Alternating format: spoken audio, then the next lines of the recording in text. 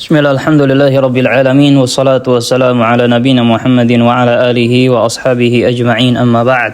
Dari sahabat Imran bin Husain radhiyallahu an, bahwasanya Nabi SAW bersabda, "Man sami'a bid-dajjal," barang siapa yang mendengar tentang datangnya Dajjal, falyan'a anhu, maka menjauhlah darinya. Barang siapa yang mendengar tentang Dajjal, maka menjauhlah darinya. Fawallahi innar rajula la ya'tihi wa huwa yahsabu annahu mu'min fayatba'uhu mimma yab'athu bihi minasyubuhat. Dan sungguh ada seseorang yang akan mendatangi Dajjal secara sengaja karena dia menyangka bahwasanya dirinya kokoh di atas keimanan. Tapi yang terjadi, ia malah mengikuti Dajjal karena fitnah syubhat yang dibawa oleh Dajjal. Ana ulang hadisnya, lafaz hadisnya. Man sami'a bid-dajjali falyan'a anhu. Man sami'a bid-dajjali falyan'a anhu. Barang siapa yang mendengar tentang Dajjal, datangnya Dajjal, maka menjauhlah darinya. Fawallahi innar rajula la ya'tihi wa huwa yahsabu. Fawallahi innar rajula la ya'tihi wa huwa yahsabu annahu mu'min. Maka demi Allah, ada seseorang yang sengaja mendatangi Dajjal karena dia menyangka dia kokoh di atas keimanan. Fayatba'uhu mimma yab'athu bihi minasyubuhat. Tapi yang terjadi malah dia mengikuti Dajjal karena syubhat yang dibawa oleh Dajjal begitu dahsyat. Maka perhatikan betapa besarnya fitnah Dajjal. Nabi SAW telah mensifati bahwasanya Dajjal di antara kedua matanya tertulis kalimat kafir. Begitu pula Nabi SAW pernah mensifati bahwasanya Dajjal itu matanya buta sebelah dan tertulis di antara kedua matanya kafir. Begitu pula Nabi SAW pernah bersabda, tidaklah Allah mengutus seseorang Nabi, melainkan ia telah memperingatkan umatnya dari fitnah Dajjal. Ini membuktikan bahwa fitnah Dajjal sangatlah dahsyat. Maka yang perlu ditulis adalah bahwa semua Nabi telah memperingatkan umatnya dari fitnah Dajjal dan untuk menjauhi fitnah Dajjal.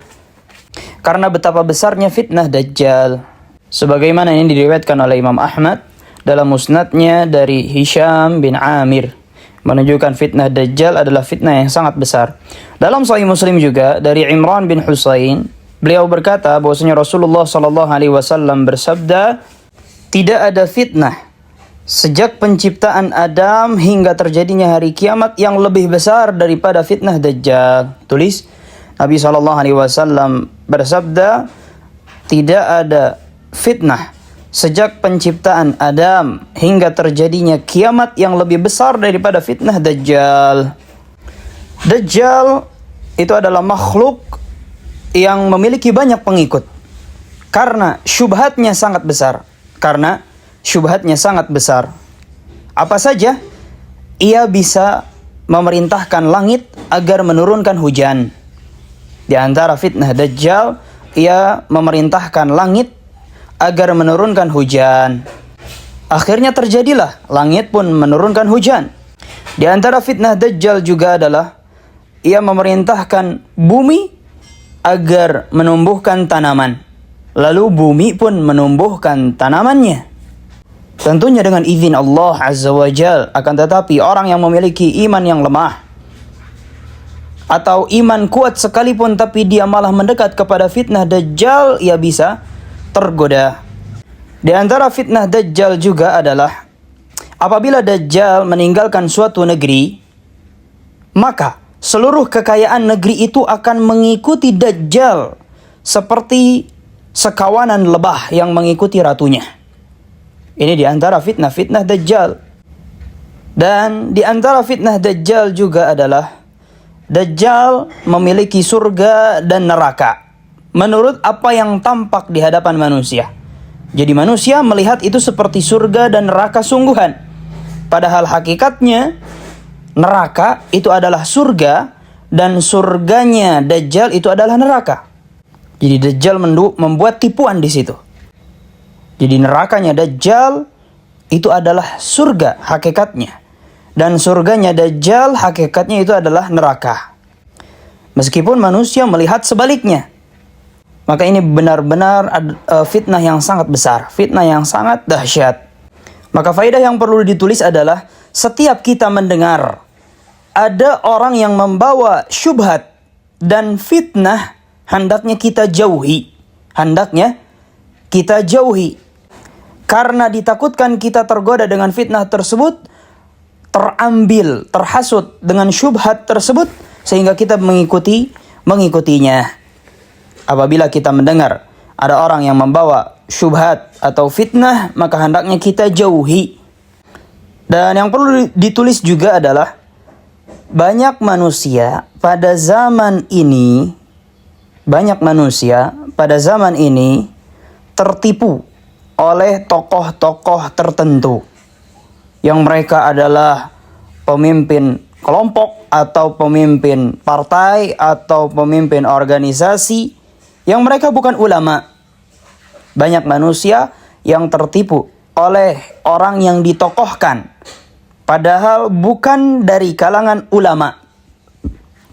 Dia hanya seorang lelaki biasa yang memiliki keanehan slogan atau berbicara dengan pembicaraan yang aneh, dengan pembicaraan yang unik, dan akhirnya banyak manusia yang mengikutinya.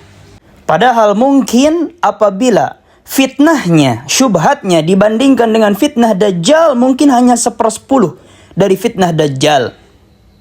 Sebagaimana di zaman sekarang, ada tokoh yang berbicara dengan pembicaraan yang aneh, bahasa Suryaniyah, akhirnya banyak manusia yang mengikutinya, mentokohkannya, menjaganya, bahkan membela mati-matian.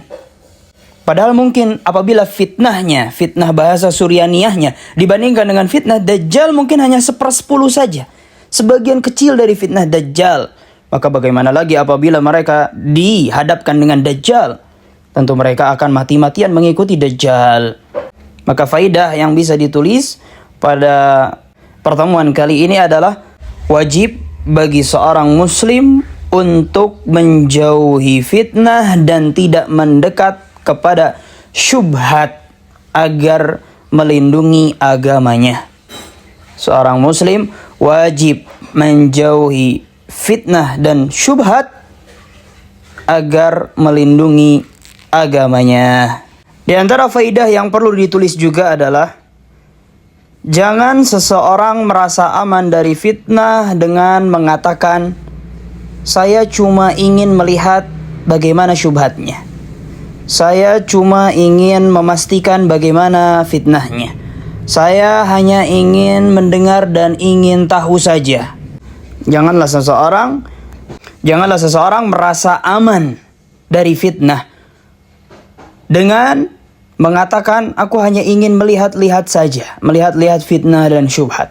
Aku hanya ingin memastikan bagaimana syubhatnya, bagaimana fitnahnya. Saya cuma ingin membantah bagaimana syubhat dan fitnahnya. Kenapa? Lihat sabda Nabi SAW di awal, "Fawallahi innar rajula la ya'tihi wa huwa yahsabu annahu mu'min, fayatba'uhu mimma yab'athu bihi minasyubuhat." Sesungguhnya ada seseorang yang sengaja mendatangi fitnah dan syubhat karena dia menyangka dirinya kokoh di atas keimanan. Tapi yang terjadi dia malah mengikuti syubhat dan fitnah karena betapa besarnya syubhat yang ada. Jadi faedah yang perlu ditulis, janganlah seseorang merasa aman dari fitnah dengan cara mendekati fitnah hanya ingin melihat, hanya ingin memastikan, hanya ingin mendengar atau hanya ingin membantah, kecuali apabila dia ahli untuk membantah dengan cara ilmiah. Di antara faedah yang perlu ditulis adalah orang yang sudah terkena syubhat biasanya sulit menerima nasihat. Orang yang sudah terkena syubhat biasanya sulit menerima nasihat. Orang yang sudah terkena syubhat biasanya sulit menerima nasihat. Bahkan dia menganggap orang yang menasihatinya sebagai musuh. Bahkan dia menganggap orang yang menasihatinya sebagai musuh. Karena fitnah dan syubhat itu membutakan hati dan mentulikkan telinga. Karena fitnah dan syubhat itu membutakan mata hati dan mentulikkan telinga. Di antara faedah yang perlu ditulis juga adalah dari hadis ini para ulama memperingatkan agar menjauhi majlis-majlis ahli bid'ah. Dari hadis ini juga para ulama memperingatkan agar menjauhi majlis-majlis ahli bid'ah. Dari hadis ini para ulama memperingatkan agar menjauhi majlis-majlis ahli bid'ah. Di antara faedah yang perlu ditulis juga adalah para ulama memperingatkan agar kita tidak berdebat dan beradu argumentasi dengan ahli bid'ah. Para ulama memperingatkan agar kita tidak berdebat dan beradu argumentasi dengan ahli bid'ah. Para ulama memperingatkan agar kita tidak berdebat dan beradu argumentasi dengan ahli bid'ah. Di antara faedah yang perlu ditulis juga adalah janganlah duduk-duduk bersama ahli bid'ah. Janganlah duduk-duduk bersama ahli bid'ah karena hati itu lemah, sedangkan syubhat sangat cepat menyambar. Janganlah duduk-duduk bersama ahli bid'ah karena hati itu lemah, sedangkan syubhat itu sangat menyambar-nyambar. Kenapa jangan duduk-duduk bersama ahli bid'ah? Karena sebagian ahli bid'ah itu mempunyai penampilan yang baik, mudah menangis, suka bercucuran air mata karena khusyuk, atau suaranya indah dalam melantunkan Al-Quran, atau tatkala memberikan nasihat menyentuh hati, atau penampilannya sangat memikat, atau akhlaknya dan adabnya sangat manis, akan tetapi akidah dan manhajnya buruk. Baik, itulah beberapa faidah dari hadis yang kita bahas pada pertemuan kali ini.